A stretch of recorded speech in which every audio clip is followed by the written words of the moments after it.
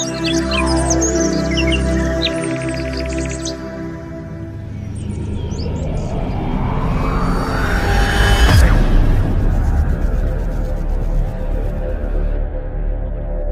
Morning dear brothers and sisters.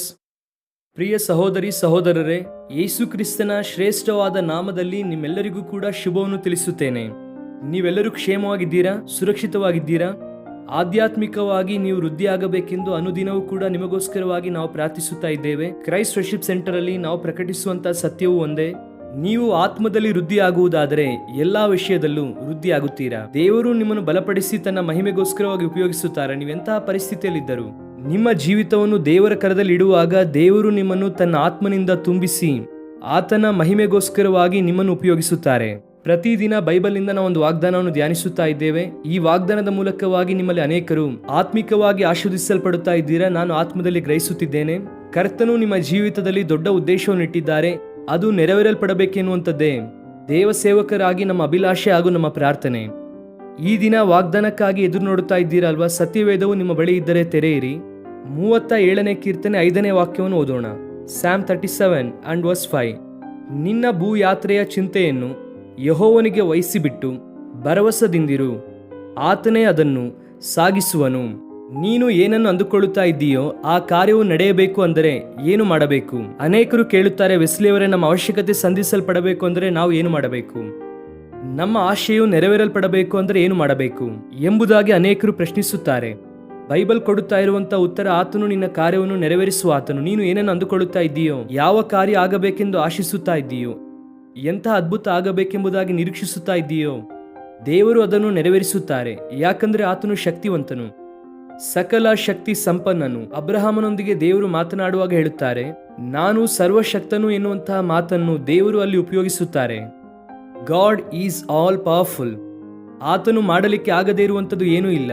ಆತನಿಗೆ ಅಸಾಧ್ಯವಾದದ್ದು ಎಂಬುದಾಗಿ ಯಾವುದೂ ಇಲ್ಲ. ಅಯ್ಯೋ, ನನ್ನಿಂದ ಇದು ಆಗುತ್ತಿಲ್ಲ, ನನ್ನಿಂದ ಮಾಡುವುದಕ್ಕೆ ಆಗುತ್ತಾ ಇಲ್ಲ ಎಂಬುದಾಗಿ ದೇವರು ಹಿಂದೆ ಸರಿದು ನಿಲ್ಲುವಂತವರಲ್ಲ. ಆತನು ಶಕ್ತಿವಂತನಾಗಿರುವುದರಿಂದ ಏನನ್ನು ಬೇಕಾದರೂ ಮಾಡುತ್ತಾರೆ. ಅಬ್ರಹಾಮನ ಜೀವಿತದಲ್ಲಿ ಎಷ್ಟೋ ಕಾರ್ಯವನ್ನು ಮಾಡಿದ್ದಾರೆ. 100 ವರ್ಷದವನಾಗಿದ್ದಾಗ ದೇವರು ಅಬ್ರಹಾಮನನ್ನು ನೆನಪಿಸಿಕೊಂಡು ಅವನನ್ನು ತಂದೆಯನ್ನಾಗಿ ಮಾಡಿದರು. ಒಬ್ಬ ಮಗನನ್ನು ಅನುಗ್ರಹಿಸುವುದರ ಮೂಲಕ ದೇವರ ಪ್ರಣಾಳಿಕೆಯು ಆತನ ಜೀವಿತದಲ್ಲಿ ನೆರವೇರಿತು.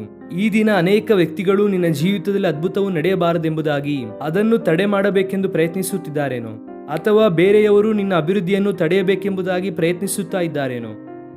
ನೀನು ನಿನ್ನ ಕಾರ್ಯದಲ್ಲಿ ಮುಂದೆ ಸಾಗುತ್ತಾ ಇದ್ದರೆ ನಿನ್ನನ್ನು ಹಿಂದೆ ಎಳೆಯಬೇಕೆಂಬುದಾಗಿ ಅನೇಕರು ಅನೇಕ ವಿಧವಾದ ಪ್ರಯತ್ನ ಮಾಡುತ್ತಾ ಇದ್ದಾರೇನೋ. ಆದರೆ ಒಂದು ಮಾತನ್ನು ನಂಬಿ ಪ್ರಿಯ ದೇವ ಮಕ್ಕಳೇ, ನಿಮ್ಮ ಕಾರ್ಯವನ್ನು ನೆರವೇರಿಸುವ ಆತನು ದೇವರು. ನಿಮ್ಮ ಜೀವಿತದಲ್ಲಿ ಅದ್ಭುತವನ್ನು ಮಾಡುವವನು ಆತನು. ಮನುಷ್ಯರ ಅಭಿಪ್ರಾಯಗಳನ್ನು ಕೇಳಿ ಕೆಲವು ಸಾರಿ ಅಧೈರ್ಯ ಪಡುತ್ತಾ ಇದೆಯೇನೋ.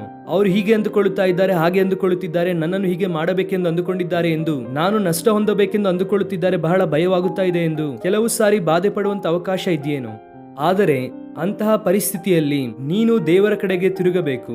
ನಿನ್ನ ದೇವರು ಮಹಿಮೆಗೆ ಪಾತ್ರನು. ಆದ್ದರಿಂದ ಸಮುದ್ರವನ್ನು ಕೂಡ ವಿಭಾಗಿಸಿ ಮಾರ್ಗವನ್ನು ಏರ್ಪಡಿಸುವ ಆತನು. ಆದ್ದರಿಂದ ಯೆರಿಕೋ ಗೋಡೆಯನ್ನು ಕೂಡ ಬೀಳಿಸಿ ತನ್ನ ಪ್ರಜೆಗಳನ್ನು ಜಯಶಾಲಿಯಾಗಿ ನಡೆಸಿದಂತಹ ದೇವರು ಈ ದಿನ ನಿನಗೂ ನನಗೂ ಜೊತೆಯಾಗಿ ಇದ್ದಾರೆ. ಆದ್ದರಿಂದ ಆತನು ನಿನ್ನ ಕಾರ್ಯವನ್ನು ನಡೆಸುತ್ತಾರೆ. ಧೈರ್ಯ ಪಡಬೇಡ. ನಮ್ಮ ಜೀವಿತದಲ್ಲಿ ದೇವರ ಕಾರ್ಯವು ನಡೆಯಬೇಕು ಅಂದರೆ ನಾವು ಮಾಡಬೇಕಾದದ್ದು ಏನು ಅಂದರೆ, ಮೊದಲನೆಯದಾಗಿ ನಿನ್ನ ಮಾರ್ಗವನ್ನು ಆತನಿಗೆ ಒಪ್ಪಿಸು. ಎರಡನೆಯದಾಗಿ ಆತನ ಮೇಲೆ ನಂಬಿಕೆಯನ್ನು ಇಡು. ಈ 2 ಕಾರ್ಯವನ್ನು ಮಾಡಿದರೆ ಸರಿ. ನೀನು ಯಾರೇ ಆಗಿದ್ದರೂ ಕೂಡ, ನೀನು ಯಾವುದೇ ದೇಶದವನಾಗಿದ್ದರೂ ಧರ್ಮದವನಾಗಿದ್ದರೂ, ಇಟ್ ಡಸಂಟ್ ಮ್ಯಾಟರ್. ಕರ್ತನು ನಿಮ್ಮಿಂದ ಆಶಿಸುತ್ತಾ ಇರುವಂತದ್ದು 2. ಒಂದು, ನಿಮ್ಮ ಮಾರ್ಗವನ್ನು ಆತನಿಗೆ ಒಪ್ಪಿಸಿರಿ. ನಿನ್ನ ಚಿತ್ತವನ್ನು ಆತನ ಕೈಗೆ ಕೊಡು. ನಿನ್ನ ಇಷ್ಟವನ್ನು ಆತನ ಕೈಗೆ ಒಪ್ಪಿಸು. ವಾಕ್ಯವು ಅನೇಕ ಸಾರಿ ದೃಢೀಕರಿಸುತ್ತಾ ಇರುವಂತಹ ಸತ್ಯವೂ ಇದೆ. Acknowledge God in all your ways. ನಿನ್ನ ಎಲ್ಲಾ ನಡವಳಿಕೆಯಲ್ಲೂ ಕೂಡ ಆತನ ಆಳ್ವಿಕೆಗೆ ಒಪ್ಪಿಸಿಕೊಡು. ಆತನು ನಿನ್ನ ಮಾರ್ಗವನ್ನು ಸರಾಗ ಮಾಡುತ್ತಾನೆ ಎಂದು ಜ್ಞಾನೋಕ್ತಿಗಳ 3ನೇ ಅಧ್ಯಾಯದಲ್ಲಿ ನೋಡುತ್ತೇವೆ ಅಲ್ವಾ? ಎಸ್, ಇದುವರೆಗೂ ನಿನ್ನ ಮಾರ್ಗವನ್ನು ದೇವರಿಗೆ ನೀನು ಒಪ್ಪಿಸಿಲ್ಲವೇನೋ? ನಿನ್ನ ಇಷ್ಟವೇ ನೀನು ಅಂದುಕೊಂಡಿದ್ದೆ. ನೀನು ಏನನ್ನು ಅಂದುಕೊಳ್ಳುತ್ತೀಯೋ ಅದೇ ನಡೆಯಬೇಕು. ಅದು ಒಳ್ಳೆಯದಾಗಿದ್ದರೆ ಪರವಾಗಿಲ್ಲ. ಆದರೆ ಕೆಟ್ಟ ವಿಷಯವನ್ನೇ ಸಾಧಿಸುತ್ತಾ ಇಲ್ಲಿಯ ತನಕ ನಿನ್ನ ಜೀವಿತವನ್ನು ಹಾಳು ಮಾಡಿಕೊಂಡಿದ್ದೀಯೇನೋ? ಈ ದಿನ submit yourself, surrender yourself to almighty god.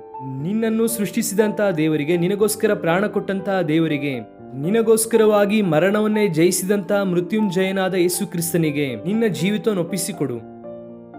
ಆತನೇ ನಿನ್ನ ಜೀವಿತದಲ್ಲಿ ಅದ್ಭುತವನ್ನು ಮಾಡುವಾತನು. ಆತನ ಮೇಲೆ ನಂಬಿಕೆ ಇಡು. ಎಲ್ಲ ಪ್ರತಿಕೂಲ ಪರಿಸ್ಥಿತಿಯಲ್ಲೂ ಕೂಡ ನೀನು ಆತನ ಮೇಲೆ ನಂಬಿಕೆ ಇಡು.